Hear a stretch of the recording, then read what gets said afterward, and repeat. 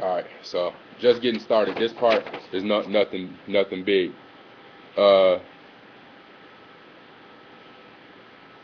This is page 1. Reading from page 1.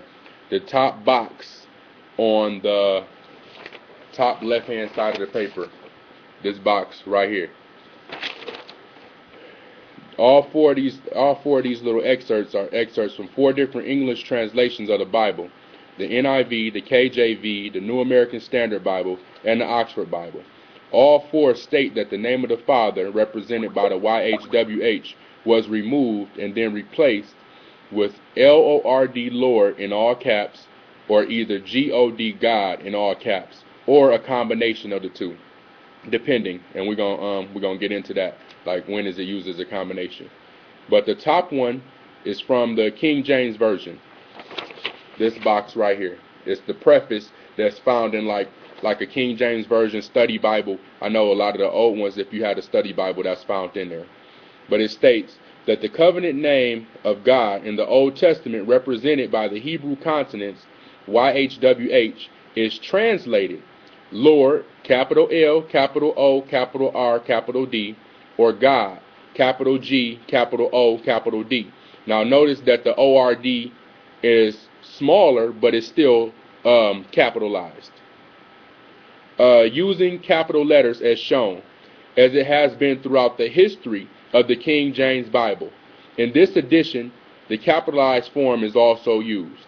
So it's letting you know in the KJV, throughout the history of the King James Version Bible, they replaced the YHWH or the YHWH with Lord or God.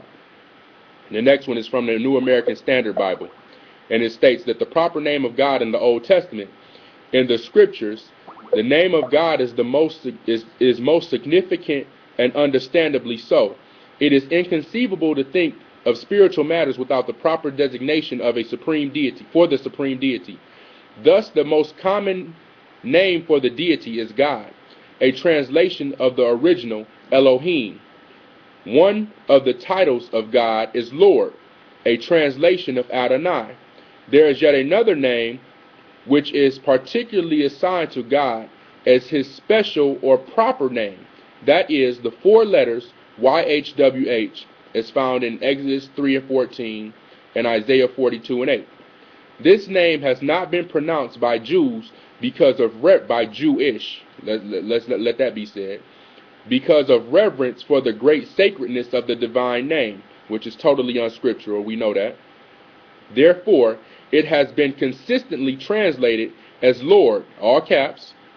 The only exception is the translation to this translation of YHWH is when it occurs in immediate proximity with the word Lord, that is Adonai.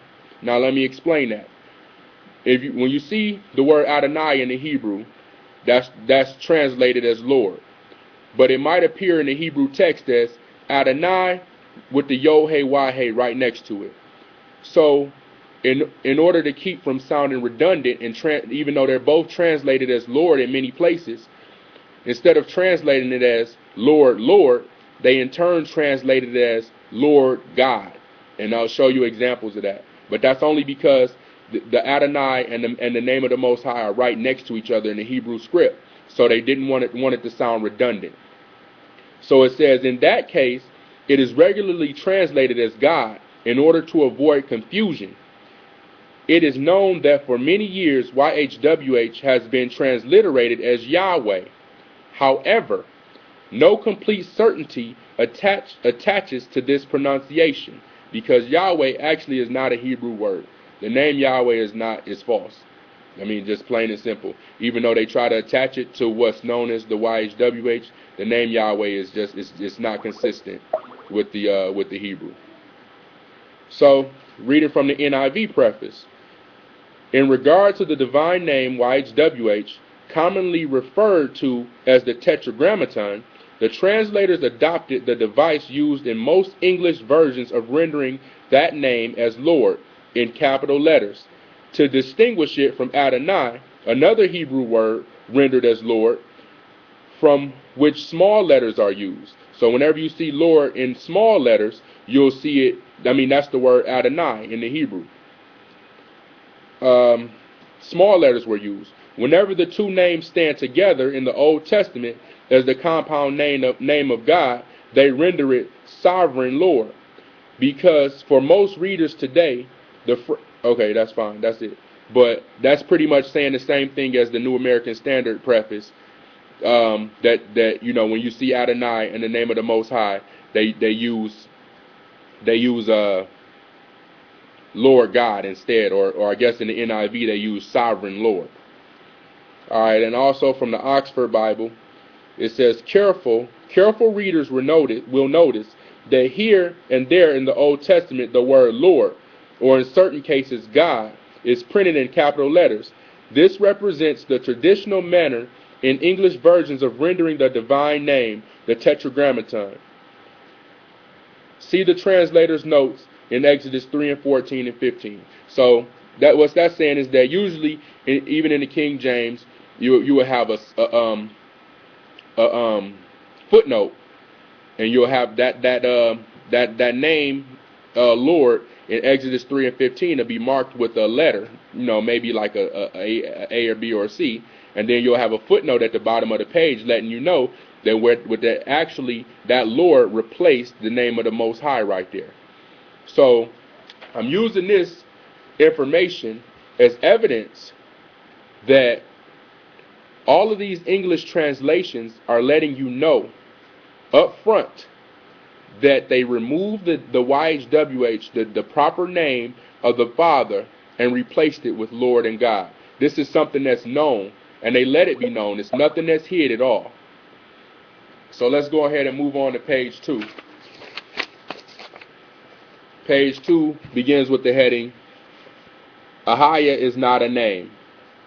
And I know that this one might be a little bit difficult to receive for some people, but fact is fact and truth is truth. So you'll see that I have at the top it says Ahayah /Ahayah. Ahayah is how it's pronounced and how it's written in the JPS Tanakh. It's represented with an aleph, hey, a yod, and a hey. Yeah, that's coming out of this JPS right here, the JPS Tanakh.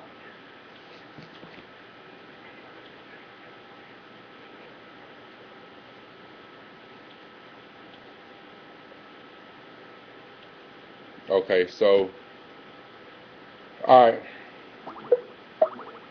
I know everybody might not be familiar with the Hebrew characters.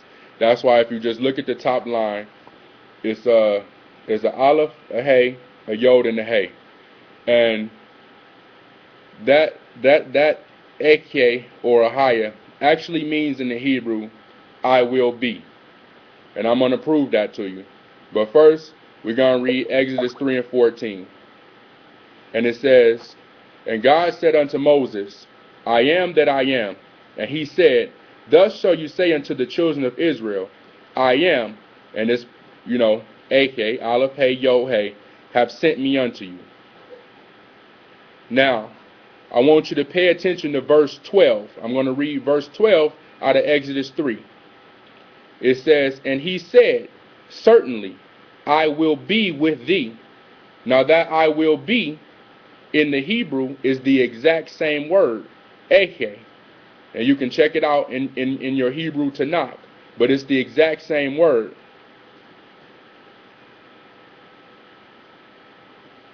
It's the exact same word as you see as so-called Ahayah in verse 14. However, it's translated here as I will be. The same thing if you read the next one for Exodus 4 and 12. It says, now therefore go, and I will be with thy mouth. Now that I will be in the Hebrew is that same word that we've been calling Ahayah. Same word in the Hebrew. Because you're going to notice, well, this is what was key to me, is that I wasn't able to recognize any of these things until I began to learn the Hebrew language. So then when you go to Jeremiah 32 and 38, it says, and they shall be my people, and I will be their God. And that I will be, once again, is the same thing